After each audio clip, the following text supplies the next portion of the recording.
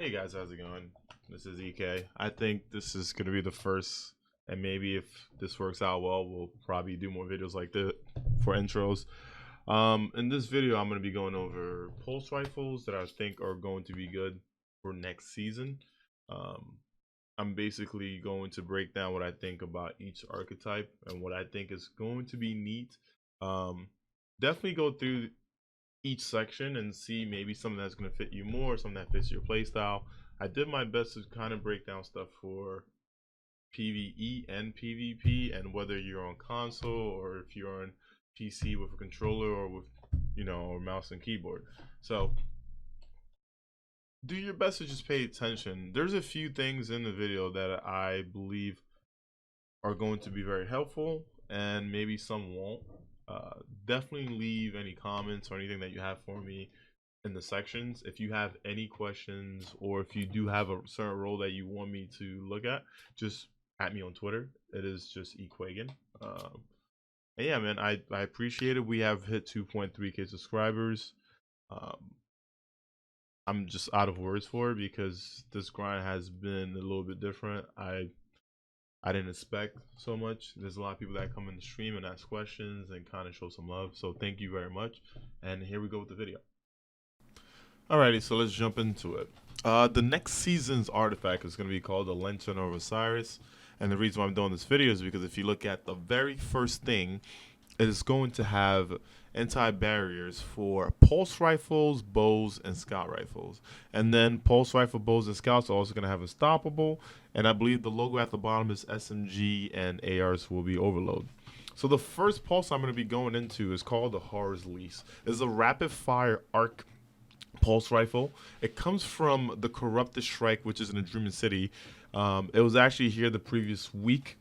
The curative role is not bad. It does come with Hammer Forge, Extended Mag, Zen Moment, and Outlaw. Some of the better roles, in my opinion, would be if you got High Caliber Armor Piercing with fully auto and kill clip. High impact reserves aren't too bad, but it only gives you 15% extra damage, and I feel like that can rely somewhere else. The reason why I like fully auto, because it is a rapid fire gun, so if you have it fully auto, you kind of hold down, and it works well with anti-barrier things. So as you can see here, I am going to suggest, if a weapon can get fully auto, especially if it's a rapid fire frame, definitely go for it, because you don't want to sit there pulling the trigger on something that's going to be an anti-barrier. And if we looked at the Bungie stream from their reveal, you can see that the anti-barrier is going to be a Colossus, and I believe the unstoppable is going to be an Incendior.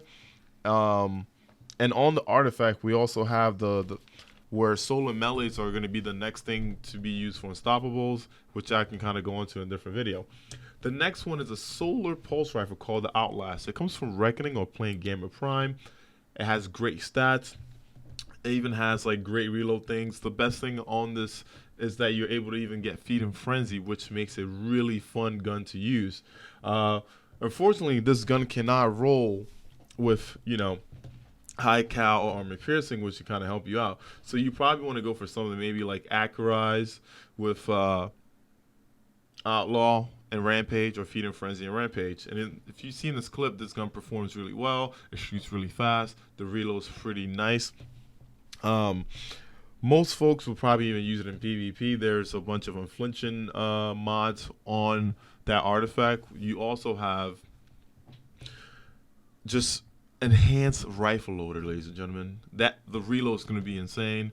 So going through some of these roles and some of these suggestions, you don't have to worry about reload that much. Meaning, like, it kind of takes drop mag out of the equation and things like flare mag wall. But if you are on controller or if you're on console, flare mag wall still helps out with stability, which is a very good thing to have. And even a stability masterwork is something you probably want to go after. We're now going to go into the Void Rapid Fire, which is the Claws of the Wolf. It comes from Iron Banner. And yes, you probably won't be able to get this into the next one, or maybe there's going to be weapons refresh. I'm not sure. Claws is a very good gun. I used it when I did my Shadow Throne against the Wizards. The gun can roll fully auto for curated, but I have never seen a curated roll. I would rather just have Outlaw Rampage on this gun. in all honesty. High cal armor piercing. And then for the barrel, it kind of depends on what platform you're on. And if you're on console, you kind of want to go something that's going to give you more stability. Most of the time, pulses, I don't think need that much stability, whether you're on console or PC, but everyone has a different preference. Claws of the Wolf is a very solid gun, and if you do have one saved up in the vault, you should definitely take it out for a spin. Very rapid fire, nice sights. It just, the iron sights on Iron Banner weapons are pretty neat, and the gun just feels really well. I mean, the shots, the landing on the enemies, it just feels very consistent. So there we go. We kind of have an arc, a void, and solar pulse. Now, the Cabal we know for sure are going to be enemies next season. And when it comes to shield, the Cabal do happen to have one of each element. But I feel like arc and solar are probably the higher counts that we're going to see in strikes. The next thing I'm going to go into are adaptive pulse rifles.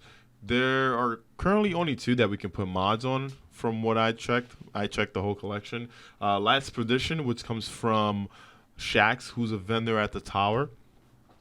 And there's a few rolls that you can get, but a la Rampage is probably going to be the best thing that you want to go for. And, you know, Flare Magwell is pretty neat. Or you can even go with a Pendant Mag so you can kind of shoot a little bit more. This gun, unfortunately, does not come with high cal or armor piercing, which would have been the first choice for me. It seems like we're limited on certain guns. Maybe next season we'll bring a few more guns and different burns for different archetypes into the game. I would love to see Bungie bring up some of the older guns that we have, because we do have archetypes of each burn for each weapon, and there are vendors in the game that are still have those, but just the year 1 version. When it comes to sights on this gun, I personally think if you like medium zoom, you would go for like SPO 28. I prefer the SPO 57, which is medium, and it also highlights the enemies. Going into an arc adaptive, which is the Swift Ride, and this one is even a little bit tougher to get because it is one of the prototype weapons, so you randomly get this as you're doing a forge. I was lucky enough to get an Outlaw Rampage one. I did not get, anything else too crazy on it. I would have loved maybe a Pendant Mag, because that does help out, and that's what I'm using on this gun here. It's one of the better pulses, in my opinion, but that's another thing. Are you willing to go and do 4 just to grind this out? Maybe you are, maybe you aren't. But if you are one looking for an arc adaptive pulse rifle, this would be the one that you generally want to look for. The gun feels well. The reload is pretty smooth. There's not much else I can say about the prototype weapons, because I do use a few different ones, and I got lucky enough as I was doing the forges to kind of keep some in the vault, because you never know if something's going to be good or not. Now we're going to head on to the aggressive frame pulse rifles, and we're going to start out with Right Side of Wrong. It is basically a solar gold figure. What I mean by that is they're basically the same gun. This just happens to be in the energy slot. I got lucky to get an Outlaw Rampage one. If I could have gotten appended on it, I would have loved it.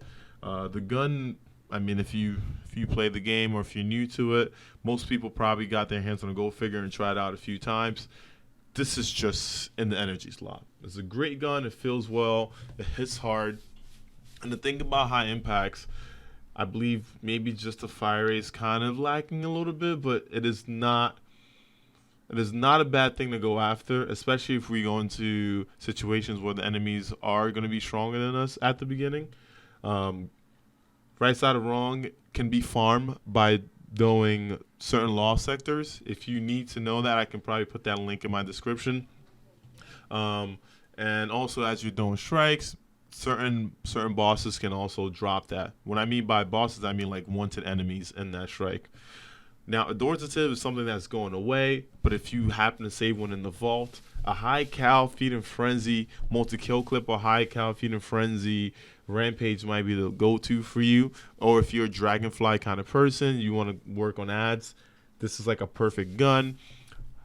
But this video is made more for an overall thing, meaning like you can kind of use it against champions. You can use it in any aspect of the game and not just like for certain situations. So I would say the multi-killclip, rampage, feed, and frenzy would be the best in that section, and high cal, armor piercing, or things that are needed on it. This is also another solo one, but if you don't have one of these and don't have your hands on it, make sure that you farm for the right side of wrong. The right side of wrong. I will also put that description in the link for where you can go and farm. There's lost sectors and bosses that drop that as well. But I love high impact pulse rifles just because how much range they cover and how much damage they do over time. Next, we have the Premonition pulse rifle, which comes from the Moon Dungeon, the Pit of Heresy. There are ways to farm for this pulse rifle. One of the faster ones is to probably have the totems encounter as a checkpoint, and you can kind of do that checkpoint and constantly go back in with your fire team and keep doing it again as long as someone has that checkpoint stored. Every time you finish the totems, you have a chance of getting this weapon. You also have a chance of getting like armor and stuff like that from the moon, but I actually farmed this and I got a few different roles. Of course, armor piercing or high cal is going to be my preference in the first slot. I like outlaw, and I kind of like dragonfly on this. But this gun also has demolitionist, so if you're a person that likes to build around grenades, demolitionist might be the thing for you. Because when you throw a grenade, your gun is automatically reloaded, and as you get kills, you get to build that grenade back up. So if you're able to chain that really nicely, it's a pretty nice build. Like I made one with 3 grenade mods on my gear and demolitionist, and I was able to, I killed 3 enemies. I threw my grenade, and by the time I killed like the next 3, I kind of got it back. And the thing about high impacts is you don't need extra damage, but it's always nice to have. It is one of those things that is just pretty neat to have. And I know that high impact and slow firing guns aren't for everyone, which is why we kind of went through the rapid fire and the adapters and the rest. But thank you very much for watching the video, and I'll see you guys on the next one.